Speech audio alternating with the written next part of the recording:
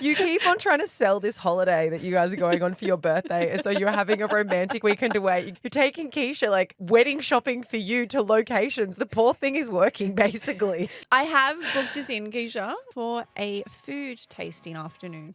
For your wedding. Correct. Hi, guys, and welcome back to another episode of Life Uncut. I'm Laura. I'm Brittany. Guess what today is? It's AskUncut. Guess what else it is? It's the day before your birthday. It's birthday eve. Normally we would be recording on your birthday, but since you guys have a 3 a.m. flight to Bali tomorrow, we had to move recording earlier. So we're celebrating the life of Brittany and Keeshia together, kumbaya, because their birthday's on the same day. And what better way than to book in for Keeshia and myself? We've got romantic spas. We've got the honeymoon suite at a hotel. We're doing I thought you were joking about the honeymoon suite thing. Are you being serious? Yeah, and I booked one rotating, vibrating love heart bed. That could have gone very different. And I was like, good luck taking a vibrator to Bali because they're banned. It's Wow, that escalated. No one was taking a vibrator to Bali on our trip, Laura. Are they banned? Yeah, you can't, well, you're not supposed. Of course you can No take guns, no vibrators. But yeah, when they say dangerous goods in your luggage, yeah, you can't take vibrators to Bali because pornography is banned. So But vibrators are not pornography. well, apparently you're not supposed to travel with vibrators in your Keeshia, suitcase. Our Anyway, trip's ruined. I don't even want to go Go home anymore. and pack again. I had big do not birthday ask me how I know this, but you are absolutely not supposed to do it. Laura got arrested. Remember she lost that vibrator and she thought I stole it? Yeah. She lost it It's at in my Bali luggage. Customs. Do you know what's really funny? I've been questioning whether I'm going to take my medication or not because Bali has really weird restrictions around medications that can be, like, because some of my medications are stimulants and they have really strict rules about that in their Drugs. pharmacy. Yeah, Cerebral like all palsy. drugs. Anyway, so I've been really considering not taking them because I'm just like, oh, is it worth it for a couple of days? Maybe it's not worth it to go through all that drama. And now it's that I should be more concerned about packing a vibrator. No, to be fair, Britt, you should be the one concerned. Keeshia traveling without a medication for the week. Woo! I don't know if you got that on camera, but when she said she's wondering if she should bring her meds, I was like, We're going to get lost. great, no lost. vibrator. Keisha's not on her meds. And you guys, you keep on trying to sell this holiday that you guys are going on for your birthday. So you're having a romantic weekend away. You're taking Keeshia, like, wedding shopping for you to locations. The poor thing is working, basically. That's okay. I'll be a space cadet. If I don't take my meds, I'll be off with the fairies anyway. So Okay. maybe it's better. I have booked us in, Keeshia, just this morning. I have booked us in for a food tasting afternoon. For your wedding. Correct. Like, I'm on board. But we taste food. What more do you want? We get to sit on a cliffside and eat food and you don't have to pay for it. I feel like you're trying to convince me that this is something I should be into. I'm already there. I'm already convinced. I'm already keen. Okay. Some of the food I had in Bali when we were there 6 weeks ago was genuinely some of the best food I've ever had in my life. I don't think you're understanding the weight of this. So Ben will not be visiting Bali before our wedding. Ben will be going to Bali for our wedding and that is it. So like you are Ben. You are choosing the food for my wedding. You are choosing the location for my wedding. I don't think you understand the pressure I am placing on your shoulders. Make sure you pack that strap on, Keish. Fuck yeah, it has been a couple of months. Just saying. I'm Good just thinking luck. of how I'm going to pretend to be Ben. Like, how do I make myself Ben? I know I'm going to need some stilts because he's more than a foot taller than me. Yeah, I don't think you can do for me what Ben can do for me. I don't think I Even want to with the do strap for on. you what Ben does. I was just It's taking it really, it's a lot. I was just talking to Ben this morning. So we're discussing at the moment what is it called? Like the reveal before you walk down the aisle, like the first look. First look. We're discussing if we should do that or not because I like the idea. I would love for us to see each other the first time down the aisle, but I also don't want to take away precious time from the wedding to go and do photos. So my sister did this. Her and Jay did the first reveal. And then when they got married, they were just there. They'd done the photos. First reveal, we all went off. Like I was the bridesmaid. The groomsmen went off too. We all did our photos before the wedding started. So we'd spent hours together and they'd already spent hours together before they were officially married, getting all the wedding photos. Then they got married and then they were just there. They didn't have to leave their guests. And I quite like the idea. And I was talking to Ben about it. I just want the kid to cry. Like Kim didn't cry for my wedding dress. I just want him to cry when I'm there. Like I just want to feel that emotion. but he's not a crier. And I was like, Jay cried. I was like, Jay cried when he saw Sheridan. I saw it.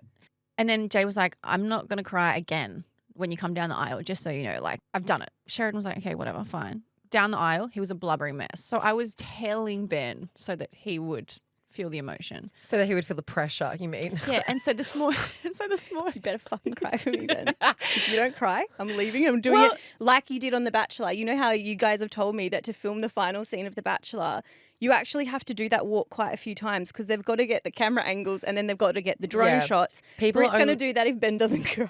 People are only crying because it takes so long. They're not crying because they're actually emotional. They just want to go home. I walk down the aisle and I'm like, sorry, reset, drones. And I walk back to the end and I walked again.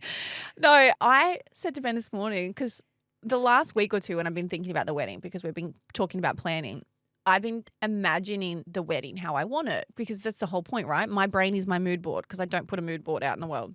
And every time I've thought about it, I cry to myself. Like, I'm really emotional about it. I don't know what's going on, but every time I think of walking down the aisle and seeing Ben and just like having a first dance, I cry.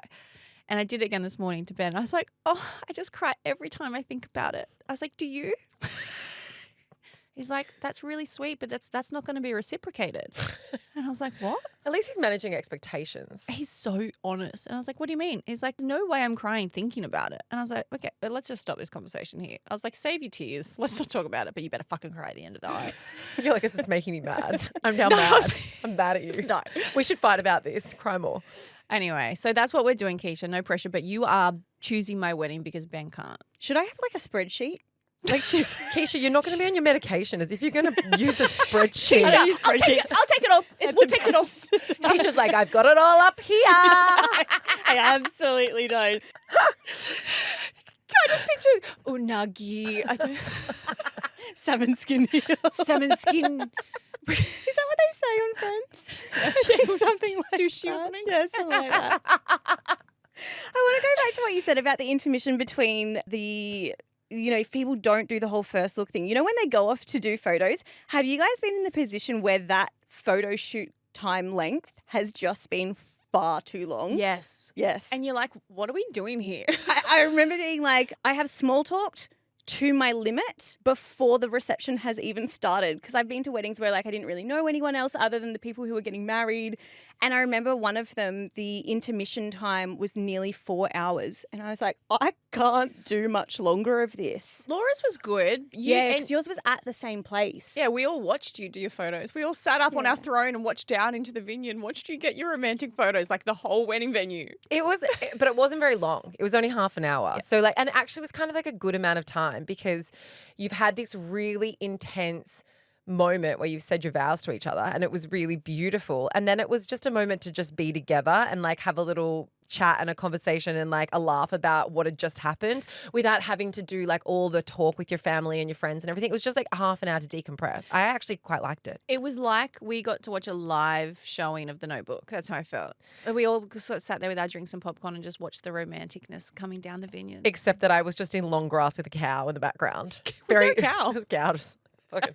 And also there in that area of where we got married, it's right. It looks really pretty, but it's right next to the septic tank, so it was quite smelly. What a backdrop. Oh, shit. Anyway, you couldn't see the septic. Literally. It was cropped out, one might say. It was cropped out, but really permeated the nostrils for a bit. There was not even a cow there. She just asked the photographer to put a cow photoshopped onto the septic tank. Just on the side, just to cover it. Just to cover it. Just as an artwork. That is so funny, and that is so you guys coded. Like, we're just going to pretend like we can't smell shit. And we were just kissing each other with the scent, with the waft of a septic tank. We were like spinning each other around and there was the waft of human shit around us. And then we were laughing about it. There's this one photo, actually, where we put it on socials. I am hysterically laughing. Like, and everyone's like, Laura, you can see the joy.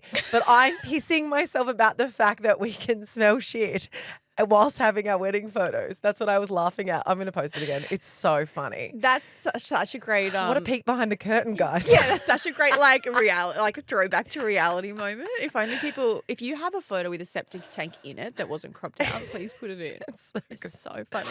Look, we are here to answer your questions, but I have a little update. This is what my entire life has become this week. It's book week. It's all I think about now, guys. It is book week. And on Monday, I forgot. So I had all of the costumes planned out. It's been a big couple of weeks and I just completely forgot. And we walked into daycare, looked around, and I was like, why are all these children dressed up? Shit. And Marley and Lola were like, Mummy, why is everyone dressed up? And I was like, they had the same dream. And over comes Kira and she's like, it's book week. Do you have a costume? And then I was the pleb mum where Kira then had to go over to the costume box and pull out some used costume that the kids have had before. Just like a hat or something. I think Lola was a witch on Monday, which, I mean, whatever. And Marley picked something out of the costume box. But now we're back in form. So as of what today. are they today? Lola is a dinosaur, but she thinks she's a rhino. Tomato, which is fine. tomato. Yeah, she's convinced that she's a rhino. I think rhinos are obviously descendants of designers. Yeah. Dinosaurs. Well, last year They're she, unicorn dinosaurs.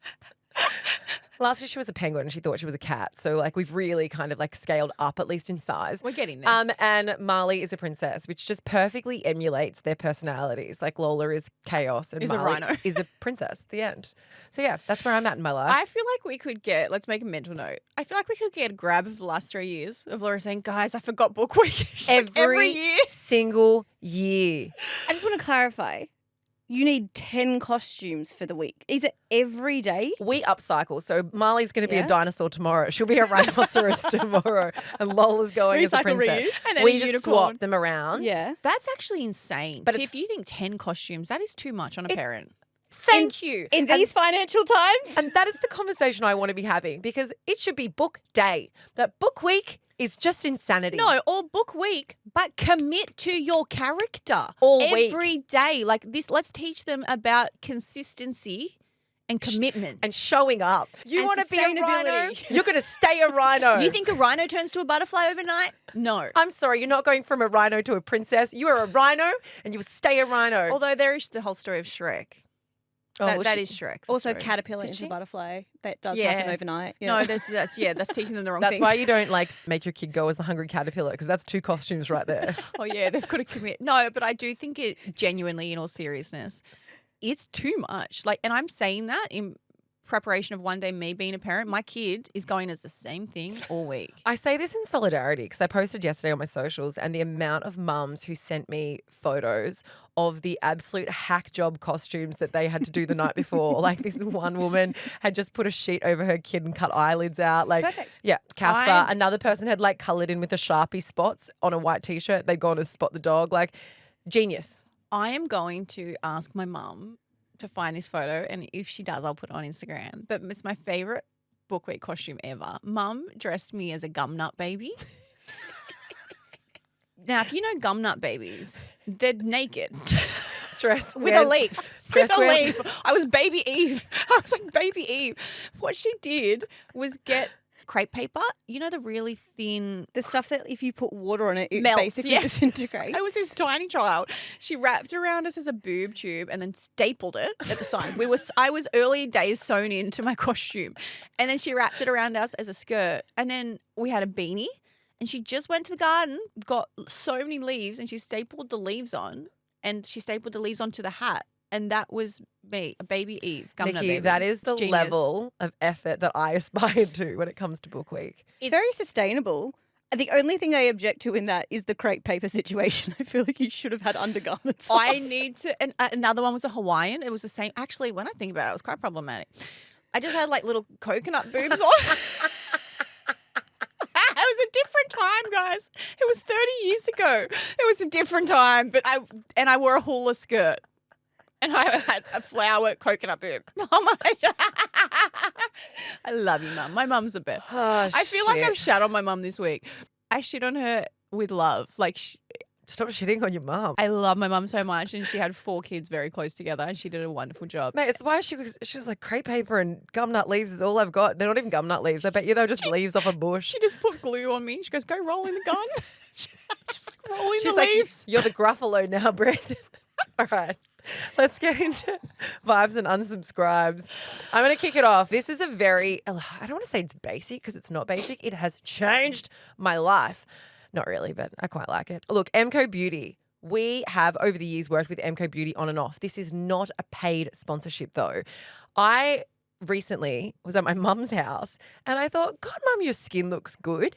And she was like, yeah, I started using this new foundation. So it is the MCoBeauty Miracle Flawless Skin Foundation. I am using the natural, I think it's called Natural Beige. I don't know. I can't This is actually. the worst vibe if you don't know what the name is.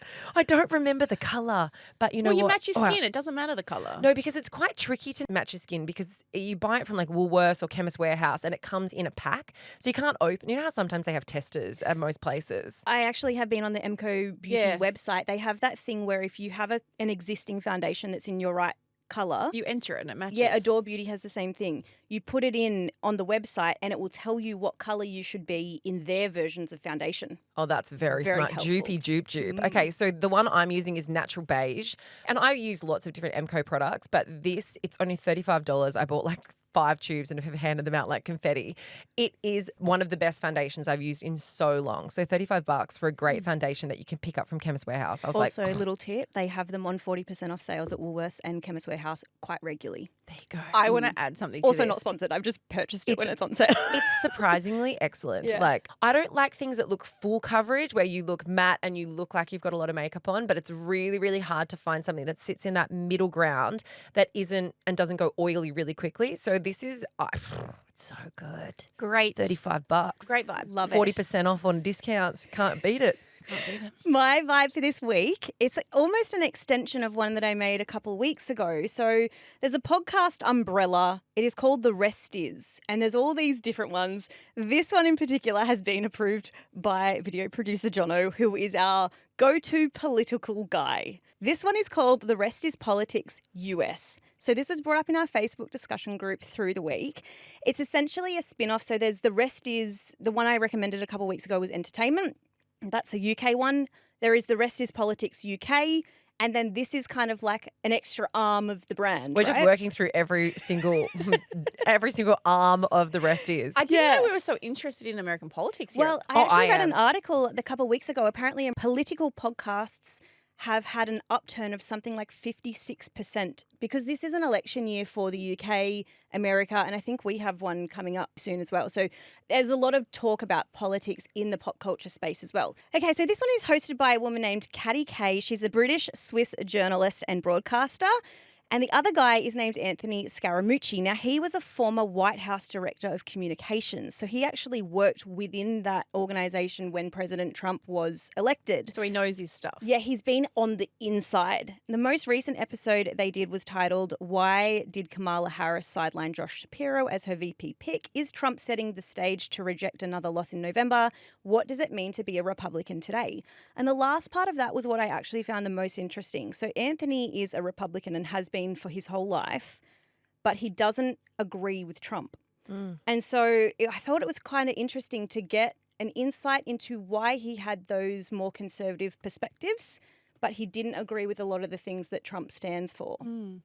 I found it absolutely fascinating. It's not too involved. Like, I feel like I probably have a medium knowledge of the way that American politics work. I don't think you have to have more than that. Sometimes I think that political podcasts can be a little bit too hard to access unless you're actually already in It's that almost world. like you feel like you have to start at ground zero to get to a place to understand what's going on, that it feels like there's too much information to take on board. Yeah, and it's overwhelming. So I don't feel that way at all about this one. It's on YouTube. It's on wherever you can get your podcasts. The Rest Is Politics US. Awesome. Thank you. I'll listen to that. My vibe is a person. It's an Instagram account, and it's an account that I discovered throughout the Olympics, and I am obsessed with this woman. Her name is Ilona Ma.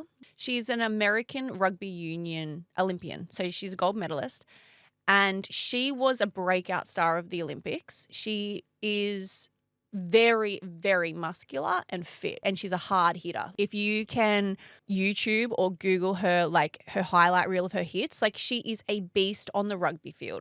But she loves femininity. She wears bright red lipstick when she plays. She's always in beautiful dresses. And she is the funniest person that I have found on Instagram in a long time. So her Instagram account has nearly 4 million people, 4 million followers.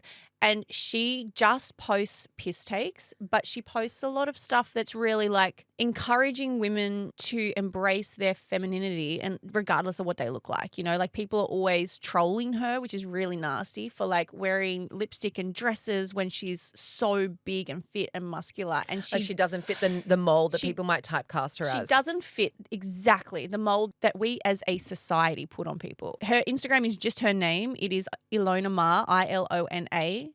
Maher. She posts beautiful pictures out and about. She posts really funny memes. She's promoting the Olympics and the Paralympics throughout her Instagram. But it's once you delve into her, like she's done all the Saturday Night Lives. Like she's very funny. Her personality is incredible. Her athleticism is incredible. And the messaging that she puts out is amazing. Like it's just a wholesome account that I cannot fault. I'm so impressed as to how you could wear lipstick playing rugby union and not come out looking like the Joker. Well, that's the thing. I need to know the lipstick. She ended up getting sponsors. She's very smart because she ended up getting a lot of sponsorships on it because it's like it stays on her face. But it's incredible. You see her run at someone, slam them to the ground with this hardcore tackle, and she gets up with this beautiful lipstick on. It's incredible. I froth her, and I can't recommend her enough. As for all of our vibes, they will be linked on our website and they're also linked in the show notes if you ever forget and you need to kind of just click through to it. Keisha's saying that so that you don't ask her again in the Facebook group. It's okay. I don't mind. But they are there. When is the right time to pull out your best moves in the bedroom? My best friend has started to see new people after coming out of a 4-year relationship. As her longest single friend, she asked me when is too soon to use your best moves on a new sexual partner. This got me thinking, do you leave it all on the floor on your first time because you want to impress them? Or do you keep some of those party tricks in the locker for future? I personally have had experiences in the past where I've been complimented on certain acts in the bedroom in almost a you must do that a lot kind of way, as if I'm being judged for having too much experience. Charming, I know. So I need to know your thoughts. Do you hold back with a new partner in fear of being judged for being too experienced, or do you go hell for leather and put all moves out there on the first go? For context, we are in our early 20s and need all the help we can get with the current dating scene. I love this so much. I've never thought about this. What? Never. I need to know what moves you guys have got. I don't have a repertoire of moves that I'm like, oh, I'll save that move. Which one are you saving? The Missionary? helicopter. I'll save it in my back pocket. I'm going to save the sideways. What do you do? Okay, this is funny. I left it all out there, literally, like left it all on the floor with Ben for my first time. But that's because I didn't know I was going to see him again. I pulled out every move I've got. Tell me. Let's go through them. Do you remember? Well, it's not necessarily moves, I guess. It's enthusiasm.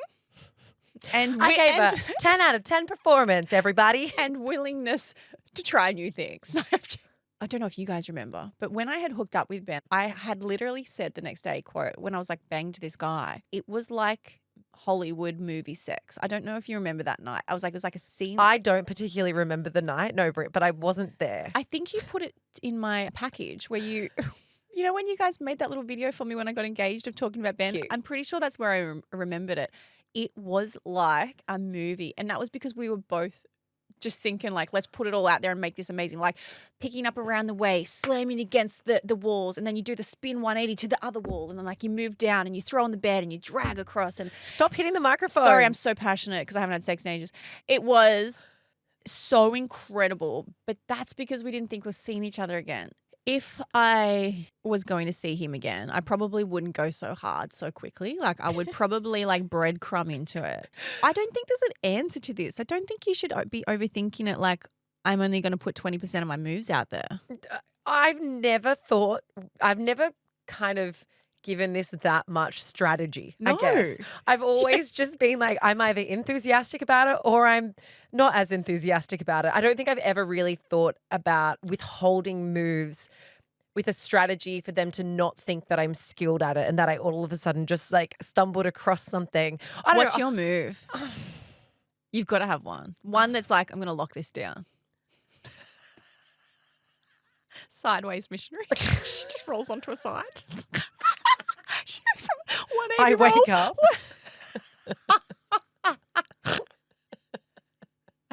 I take my undies off, just don't pull them to the side. I pull my knickers to the side.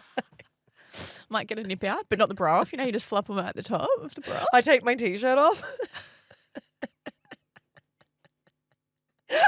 I get off FaceTime. Back in the day, guys. I stopped scrolling my phone. Yeah. Behind their back. That's what she's doing. Yeah, sometimes when I make eye contact with my husband or have a shower, he knows. He knows it's on. I feel like eye contact might be your move. Nah, it's not my move. Nah.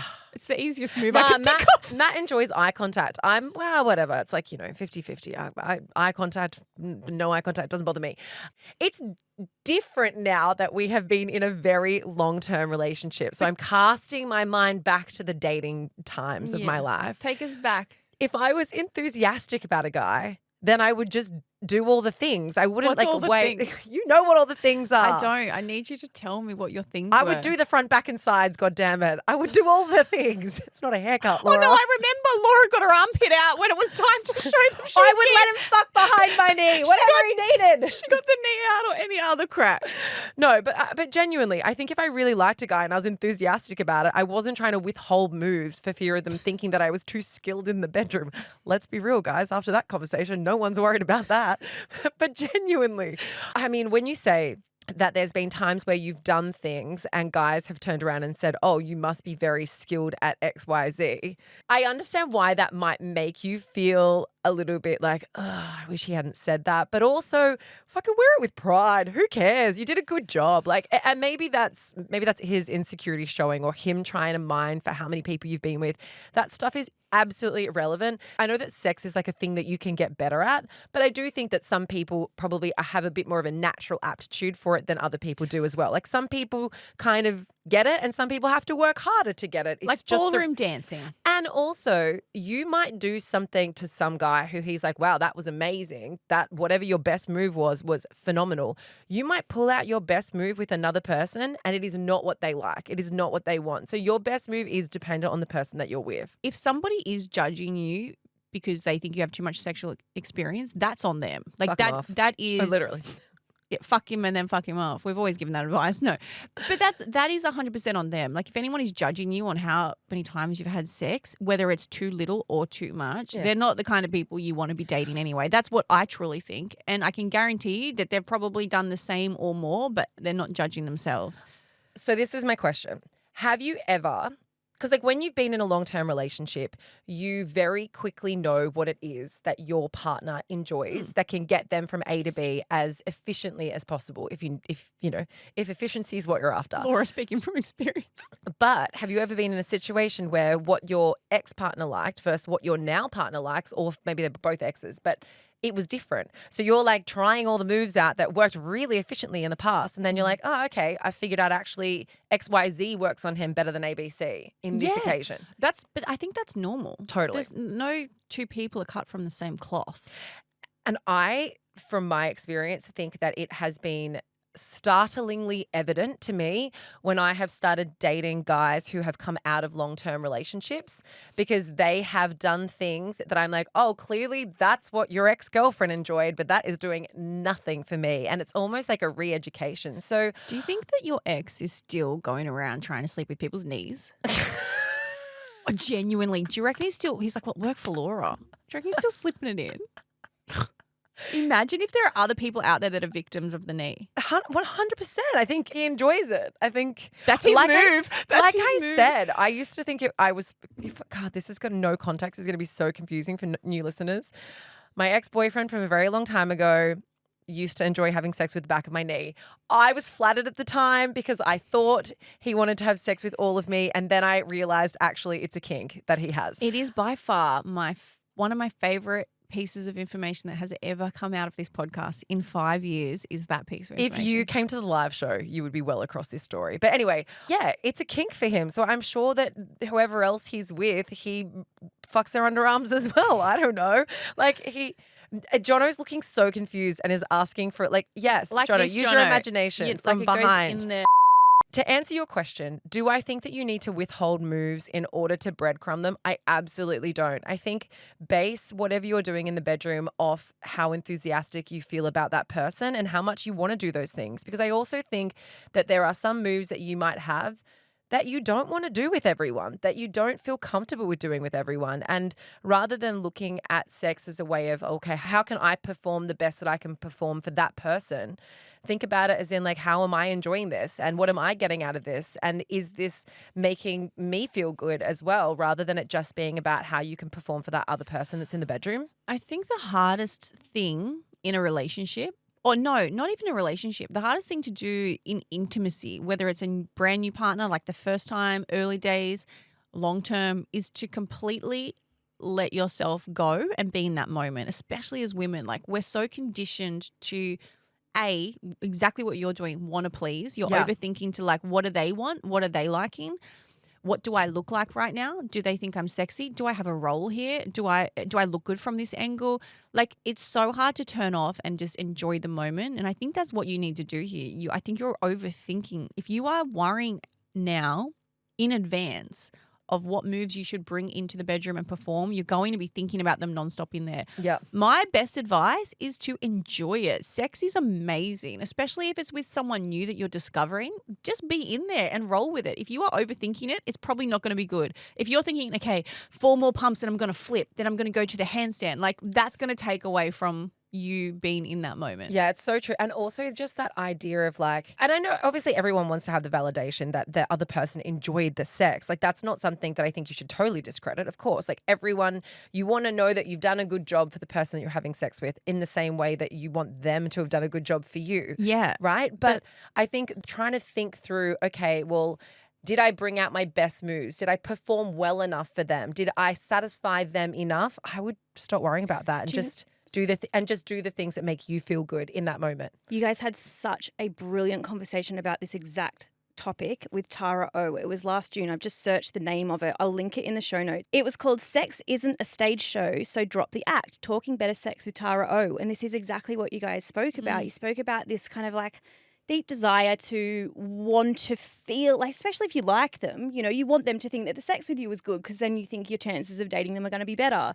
it was all about the performance of sex. I absolutely love that episode, and I related to a lot of it from when I was in my dating days. And it's the exact same topics that you guys are talking about now. I just think you need to really live and be in the moment. Yeah, I agree. The best sex I have ever had is probably at this point of my life where I'm so comfortable with me. I don't care what I look like anymore when I'm with Ben. I could not care at all if it was bright overhead fluorescent lights and I wasn't feeling good and whatever else.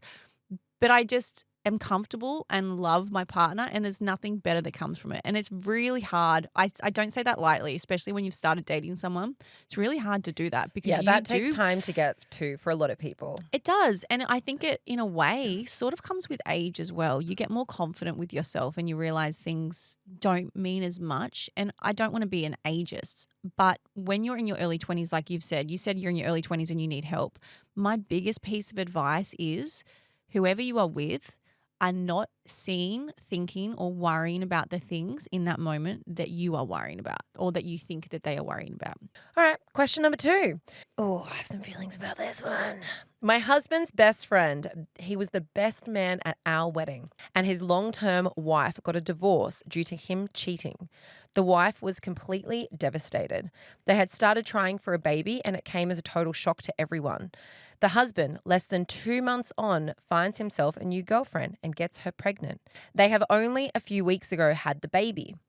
I cannot bring myself to congratulate him. I am still very close friends with his ex-wife, and he is essentially living the life that they had planned together, which is simply devastating to her.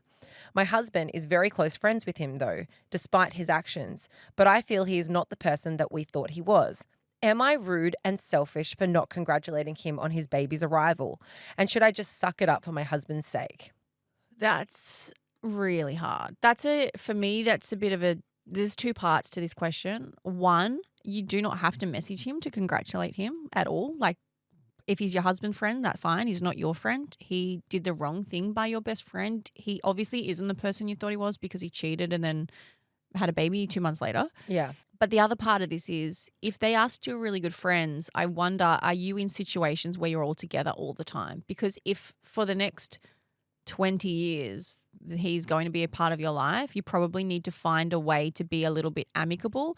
That doesn't mean you need to be best friends with him, but if your husband still sees him all the time, if he's going to want to bring them over for family barbecues in the future, like if your families are going to be intertwined, you probably need to try and find a common ground that you can, I guess, tread carefully and respectfully. But I don't think you need to go out of your way to congratulate him at all. I would not be congratulating that person if it was my friend. Yeah, I mean, I don't find it as tricky, I guess. I do not think you have to go out of your way to make him feel happy or good about himself.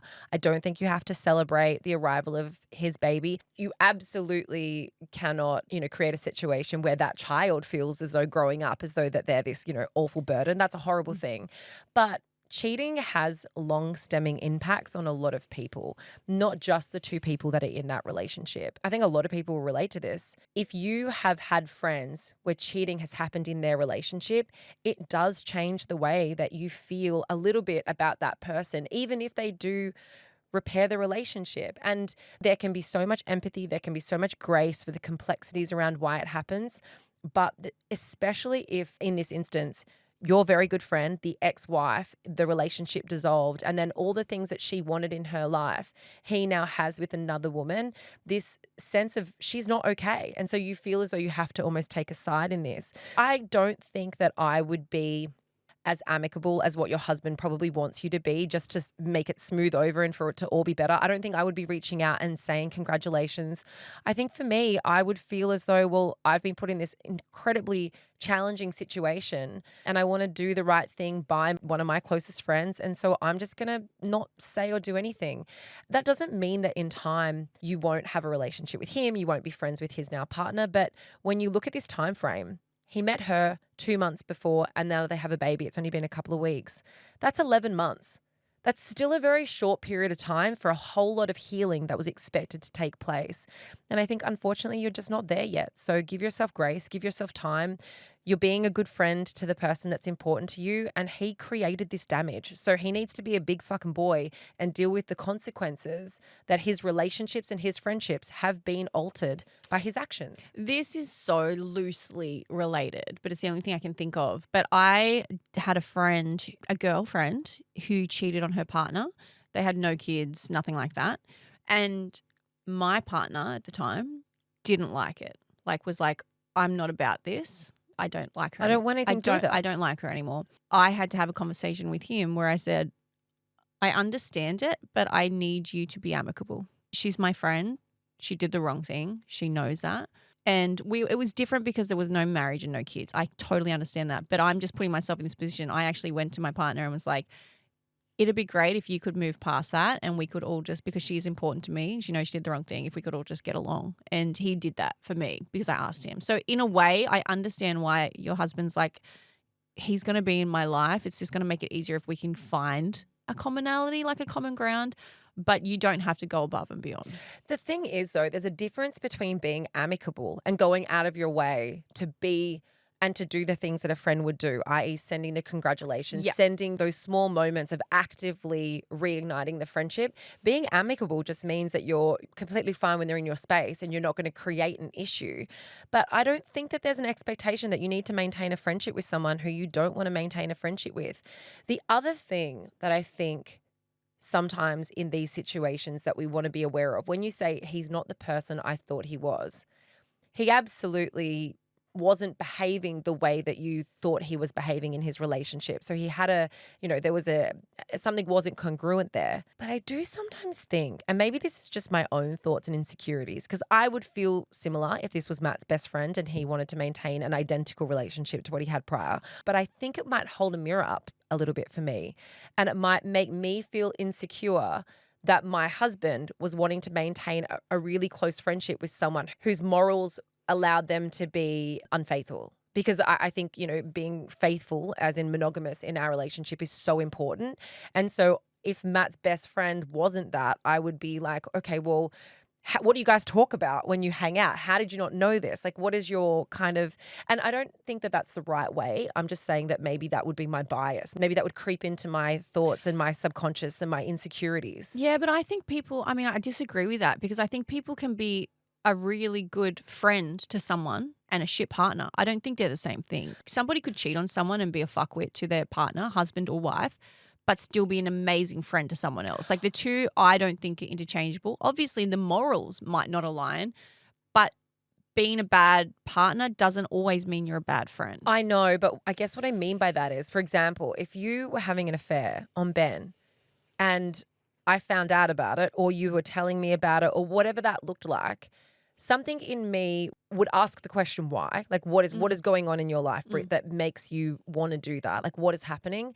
But then there would also come a point where I'd go, I don't want to be that close to someone or that entwined in someone's life, a best friend with someone who isn't able to, I don't know. So if I cheated on Ben, you'd dump me. I wouldn't dump you, not for cheating. Which I think wouldn't. I think I would struggle. I think I would struggle, and this is, I know people will not agree with this, but I do think I would struggle with how you were able to treat someone who you cared about like that. And I know cheating is complex, and I know that there are many reasons why people do it. We've had lots of conversations about it. That doesn't change my bias towards it and how it does in some slight way taint my feelings about the person who is the cheater. So if Keeshia and I hook up in Bali in the honeymoon suite, are we both dumped? Do we have an HR department? It's been a lot of mentions in the last 2 days. I promise you have your own room that is attached with an adjoining door. Does that make sense though? It does, because they have different values. You know what I also think is really interesting in these situations when people cheat? It's also the fact that they often deceive the friend. So if they've been keeping secrets, they've been lying about where they are, they've been lying about what they're doing, it's not just a deception to the partner that they've cheated on. It's actually a deception to the other people in the, because they are no doubt telling lies. And it's also a deception around the whole friendship. Like, especially if you're two friends that are really great couple friends, you do things together all the time. It's like this almost feeling of like, oh my God, you've ruined that thing that we shared together. And I know that that's not fair. I know that this is, I'm kind of holding impossibly high standard for some people. And I'm not saying that if you cheat, you shouldn't have any friends anymore. Like, I'm simply not saying that. But I know that there is a small bias in me that it would alter my friendships in some ways. I'm 100% going to disagree. I understand what you're saying, and I want that to be clear. I totally understand it, and I think it depends on the situation. Totally. If my friend had been deceiving me for ages, lying to my face, that's different. But I have had plenty of friends over the years, male and female, come to me because I'm their friend to talk about it. I've done this. Like, this is what do I do in this situation? And that's what a friend is. And I'll never forget my dad. This is like the best piece of advice my dad ever gave me growing up. He always said, if a friend comes to you or somebody comes to you and says, I need help, you don't say, what have you done? You say, what do you need? Because it doesn't matter what they've done. And I'll never forget my dad saying that. He's like, because that's what a friend does. You help them first and you deal with the rest later. And I've always thought about that. But if your friend's lying to your face the whole time and you've been equally as deceived, that's different, because that friendship then is different. I think that's really interesting advice though. And I understand where it's coming from. But I think as I've grown up, I've actually realised more that if your value systems oppose each other, I really struggle to maintain the friendship. Like, even though that is being a disloyal friend in that situation, I have gotten to the point where I'm like, I don't think that I want to be friends with a person who has that different of a value system to what I do. I will never forget a friend of mine called me one night years ago. It was 3 a.m., hours away. And he said, I need you to come bail me out of jail. Woke me up. And I will never forget, I just said, where are you? Didn't ask why, didn't ask what I did, because I was like, it doesn't matter. I'll find out later. They need me right now. So got up, drove there, got them out, and then we dealt with it later. But it's like, if they did something against my morals afterwards, I'd never see them again. But it's like, you know, it's that's just me. It's a very personal thing. But I think in this situation, it's like, I don't disagree with you. I'm coming back to this thing though. There are two friends in this equation. That's the problem. It's not one friend who deceived and then it didn't impact. This has impacted her best friend who wanted to have a child with this man, who was trying for a child with this man at the time when he had an affair, and 2 months later he got another woman pregnant, and now he's in a happy relationship living the life that her best friend thought she was going to have. And I guess the bigger question is like, imagine it being the flip side with Ben. Imagine that situation happening and Ben going off and having a baby with someone else months after breaking up with you because he's been cheating on you this whole time. I would find it really hard if that was my friend to not make me question the person that they were and the values that they held. And so I understand why she is not thrilled about the fact that he's had a baby and hasn't reached out and congratulated. I just think give yourself some grace. Cheating affects many relationships, and it doesn't just affect the relationships of the two people that are in it. It affects friendships as well. It affects families. It is a really, really, corrosive and toxic thing that people have to deal with. Yeah, and the only reason I say that this is tricky is because there are two relationships here. Your relationship with your friend is super important and you need to protect her and respect her, but you have a relationship with your husband too, and it's your husband's best friend and he's also going to be in your life. So you are in a tricky spot where you're managing two relationships, your friend and your husband. If your friend comes to you and says, fuck him off, you can't ever see him, but your husband comes to you and says, babe, he's my best friend. I get that, but he's going to be around. It sucks. And that is the only reason I'm giving you the advice of saying you do not have to go over the top. You do not have to congratulate him. Unfortunately, there is some sort of long-term relationship you have to manage with your husband and his relationship with him. So I think you just be amicable for the sake of all the kids in this situation, his future child, if they're going to be a part of your life. But that's it. You don't go above and beyond. You don't have to go to extra events. You might just see each other sometimes in a group event or a sporting event or whatever. You just be polite enough and that's it.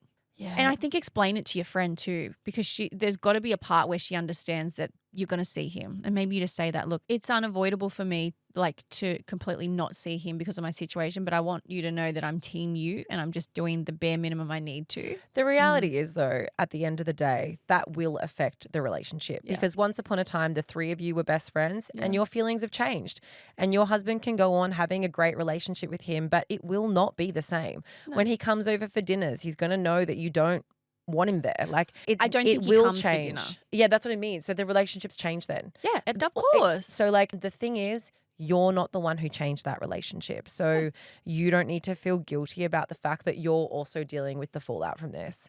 All right, next question. I've had a friend for 10 years. We used to work together and have kept in touch ever since and see each other a few times a year. Recently, she's started a business and now all messages end in, do you want these products? Or ways to try to sell them to me. I am considering ending this friendship because of this. She usually takes weeks to reply to messages, but when she's trying to sell something to me, she replies straight away. When I said no, she goes back to taking weeks to reply. I see that she's active on Instagram stories like 10 times a day, trying to market and sell this product. I just feel a bit used. What should I do? Any advice is appreciated. Firstly, I feel sad that this is where your friendship is at, but also I kind of also feel a bit bad for your friend as well for two reasons.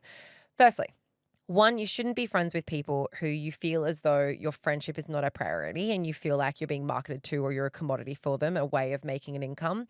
But I do also think potentially the reason why your friend is doing this is because if she's started a business or if she's working for a business that requires her to sell, whatever that is, it is a really, really hard thing. So she's probably trying to get this off the ground. And in her mind, she may not be someone who is very marketing skilled. She may not be someone who is very business savvy.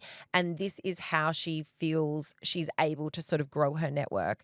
Should she be using her friends as a way of doing that? Absolutely not. Like it will damage her friendships and she's going to learn that the hard way because if you're feeling this way, you can guarantee that there are other people within her networks who are feeling the same way as well. Which is why I would say to you to have an honest conversation with her first, especially if you value the friendship and you want to keep her around and you value the last 10 years of friendship that you've had.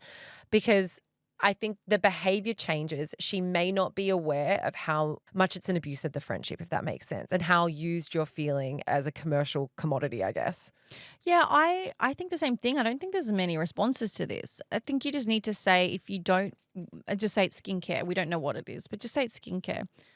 You just say, hey, I really love my skincare that I'm using, so I'm good, thank you. I'd love to see you soon though. When are you free? And like, you've said it there. You've said, so you're not just saying I don't want it now, because I think that's the problem. That's when people come back and be like, let me know when you're done, then you can try Totally. this. So maybe just commit to whatever it is that you like what you're using and you're totally happy. But hey, we'd love to see you soon. Like, you know, it's nothing personal. Let's catch up.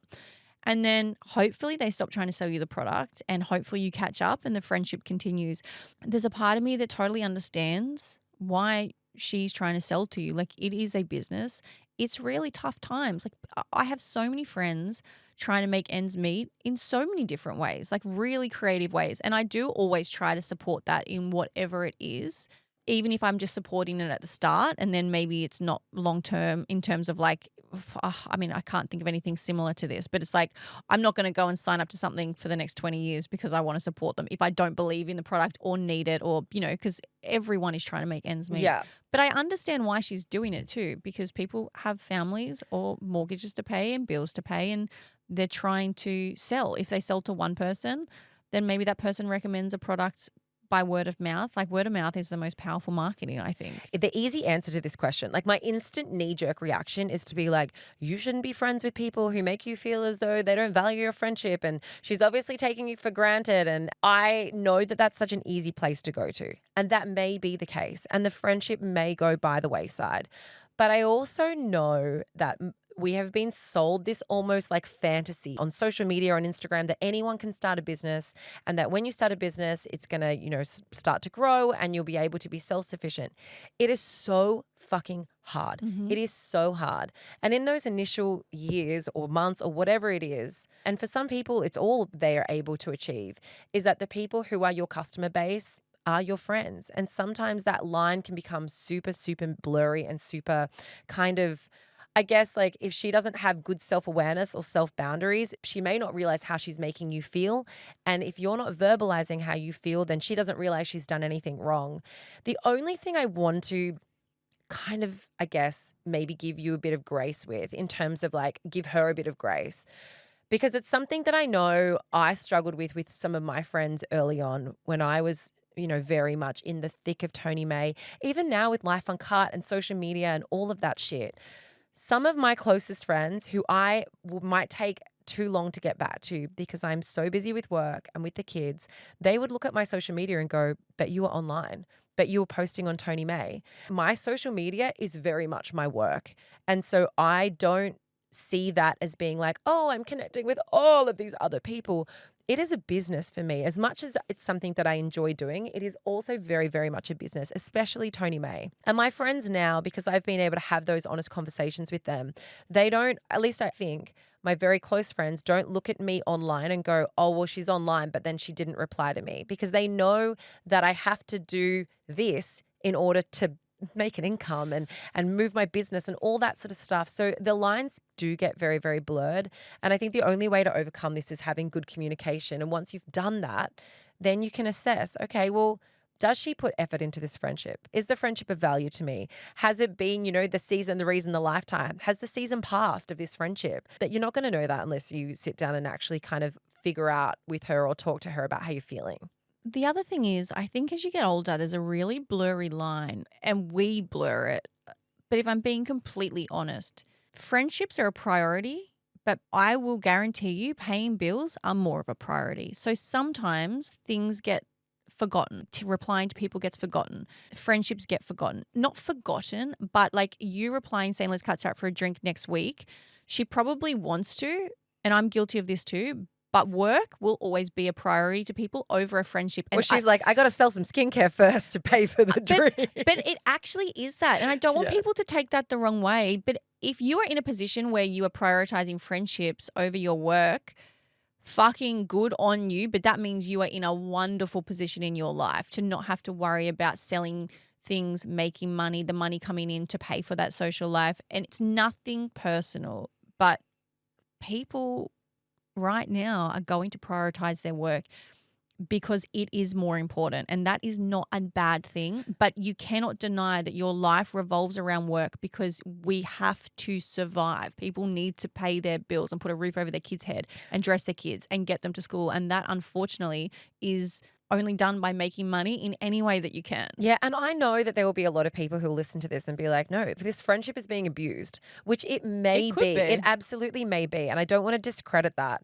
because that's a very real possibility. But I think explore the other options first. Have a think about, what does it mean to her if she doesn't sell product that week? Is that the only stream of income she has coming in? That may be why she's so monofocused on it. And that may be why she is at a point where she's exploiting her friends and it may feel desperate and it may affect your friendship, absolutely. But it might not come from such a awful place. It might come from a place of feeling as though she has no other options. And that's her trying to hustle without having the marketing knowledge or the rest of the knowledge that is required to actually start your own business. And maybe that's my biggest gripe is that, like I said at the very beginning, this idea that we've been sold this dream that anyone can start a business, work for yourself, you don't need to work for the man.